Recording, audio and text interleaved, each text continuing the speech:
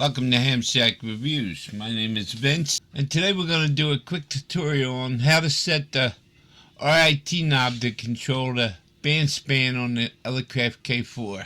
First thing we're going to want to do is go into the menu, and then we're going to scroll down till we find right here, RIT knob alt function, and you want to open this up. When we get the radio, we're going to take it and go to pan span, not pan control, pan span.